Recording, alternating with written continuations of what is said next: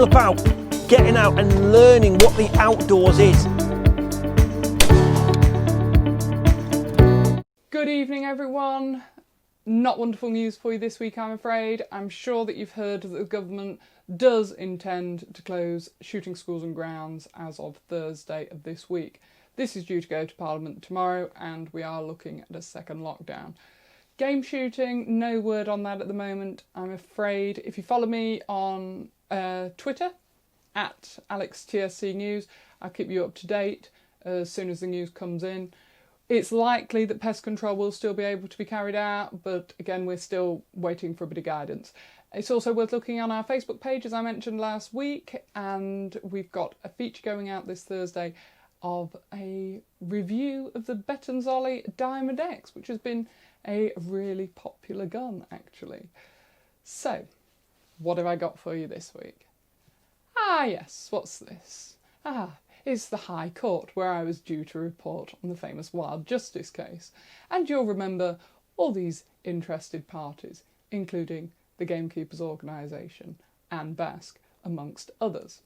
Now, I'm not at the High Court today, due to the fact the case didn't go ahead, because DEFRA have agreed to licence the release of pheasants and red-legged partridges. Wild Justice say they're delighted, painting this as an environmental victory against the shooting industry. Which, let's just have a little look at the shooting industry and what that means. Ah, yes, that's it. These figures will look familiar to many others. Wild Justice also admit two things. Firstly, that they are reliant upon the EU directive and credit this person for drafting it. No, not me, that's Stanley Johnson, Boris's dad. And secondly, they confess that they've reached the limit of what the legal system can do at this stage. In a nutshell, Wild Justice wanted the release of pheasants and partridges to be licensed within 5 kilometres of specially protected sites. Data and research from Natural England and the Game and Wildlife Conservation Trust has shown there to be minimal or no effects from releases within 500 metres of protected sites. DEFRA have said, OK then, let's licence within 1 kilometre of protected sites. So they're doubling the 500 metres, and Wild Justice are losing out on about 4 kilometres. And it's likely that these licences in question are just general licences, which are free and on a no need to apply for basis. And if a shoot can't meet those terms or there's any complications, they can just apply to Natural England for a bespoke one. And that's basically the situation as it is at the moment. But there are some key facts. Firstly, DEFRA never consulted with the interested parties before being seen to cave in to Wild Justice, albeit it's a hollow victory for them, considering it's just a general licence. I just wonder if all this noise and commotion from Wild Justice at a time like this, when, let's face it, the government has got other things to worry about, I wonder if they'll end up hoisted by their own petard. And you never know, the UK might kick the EU into touch, and they might actually realise they'd have done better just to keep quiet on these things. Who knows? Here's Andrew from the Game and Wildlife Conservation Trust to tell us a little bit more about this. Thank you for joining us today. So, a general licence, which you don't even need to apply for. That's not so bad, is it? All remember that, so this proposed general licence, which is yet to be written, and obviously the GWCT will be keen to offer our help in terms of being able to write it, because we're quite good at these things now. In fact, the first ever general licence was the one that we got raised and issued to be able to use a larsen trap. We should remember that it only applies to very specific sites. It doesn't apply to all shoots, and that this general licence is an interim measure. It is not a permanent fix. The permanent fix, I think, is probably still to come.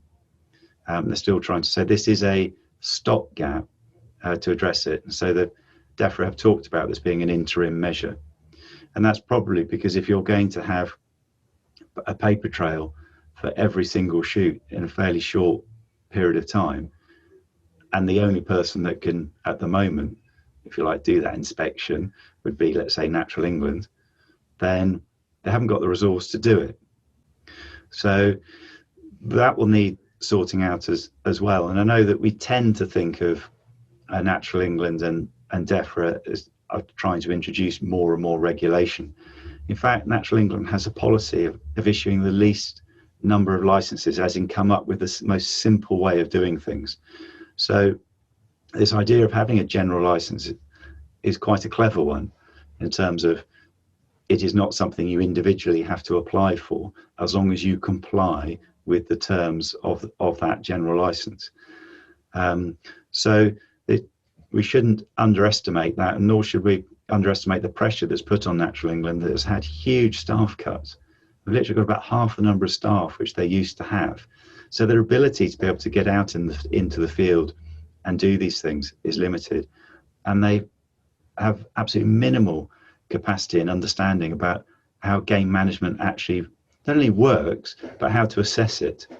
So some of the recent paperwork which has been generated by Natural England, these are just going to end up in a whole series of legal challenges where landowners take them to court. So again, the lawyers are cashing in a second time, because now, having created this load of chaos, the only way that a landowner can, the only form of redress that they've got with Natural England is to take them back to court and say, actually, your assessment, your 26-page assessment, which was done without a site visit, using Google Earth and using the wrong species in your assessment report, is legally flawed. Now, that's not in the interests of Natural England. It's not in the interests of the landowners. It's not in the interest, quite frankly, of anybody other than the lawyers. So, there is quite a lot that needs to be sorted out. Do you think this is a result that Wild Justice really wanted? Wild Justice's intention at judicial review was the limit should apply to 5,000 metres. So DEFRA rejected that and said GWCT science shows that actually the impact is minimal beyond 500 metres. So that is why they're now talking about, and Wild Justice have accepted that. I mean, they must have done, otherwise they wouldn't have accepted the agreement from DEFRA. Andrew, do you think, now that Wild Justice have, in their own words, reached the limit of what the legal system can do at this stage, that we finally heard the end of them? No, I think that they enjoy the attention that they get from these legal challenges. So, and that lawyers are more than happy to take the money. And at the end of the day, DEFRA and Natural England will keep manoeuvring and keep doing what they need to do. This is quite typical of Wild Justice using the European legislative system that we've got, mechanisms that are in place, just to lead both Natural England and DEFRA on a merry dance of bureaucracy.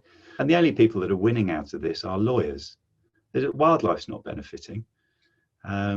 What we're doing is we're effectively going through a legal tidying up process. But is it actually going to produce more wildlife in the countryside? That's not at all clear. Okay, so do you think that Wild Justice, using all this time, as you say, leading DEFRA and Natural England a merry dance of bureaucracy, actually threatens their cause? And the government might think, hang on a minute, let's close these EU loopholes on which Wild Justice are so dependent? Yeah, I mean, it certainly it's highly likely that as we transition out of Europe, we will end up with some slightly different legislation, and over years, governments will keep adjusting it because they will control it, because it will be primary legislation. So, but I think that's sort of part and parcel of what's required. Now, with all these calls, Andrew, for general licensing to come out of the hands of Natural England, and I must admit this is the first example I've ever seen of people calling for centralisation, DEFRA haven't consulted, as I've already covered, with the interested parties. Where does that leave our relationship with DEFRA? Do you know? Well, I think DEFRA is doing its best in what is actually just a legal minefield. I mean, it's got teams of lawyers speaking to teams of lawyers. I mean, no one's necessarily actually found or produced any evidence talking about, actually there's a net or direct harm. What we're actually talking about here is being able to provide sufficient paperwork to better fulfill our requirement under these directives from Europe.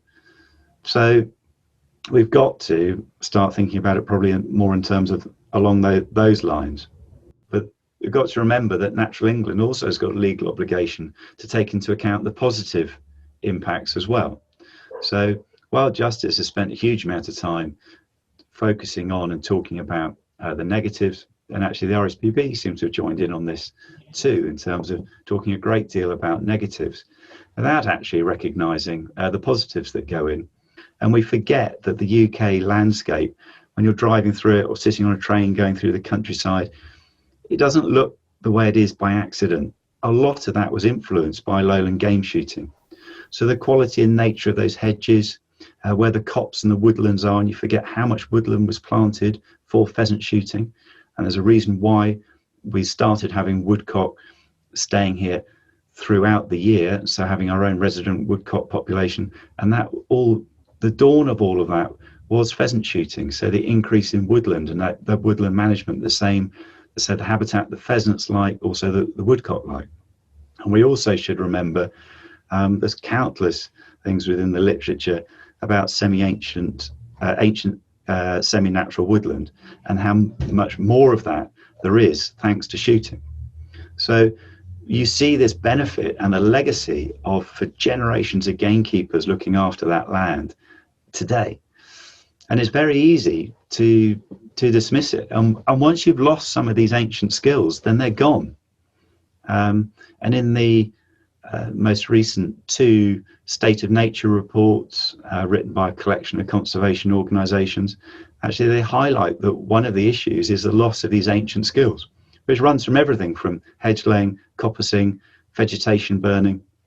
And these are skills which, when they're gone, is quite difficult to bring back. I mean, not impossible, but it's quite difficult. I mean, the easiest way to learn to do something is by standing next to somebody doing it.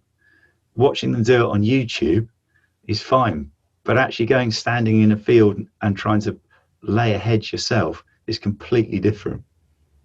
Thank you so much for joining us today, Andrew. Ladies and gentlemen, that's Andrew Gilworth from the Game and Wildlife Conservation Trust, a charity which I've so often reported for on this channel.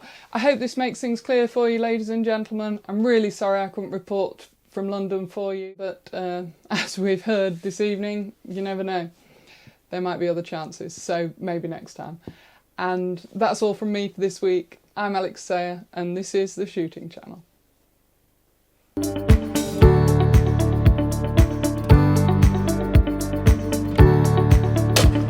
Please share to your friends and have a look at what other films we've done. And it's all there to try and encourage you to get into shooting this great sport.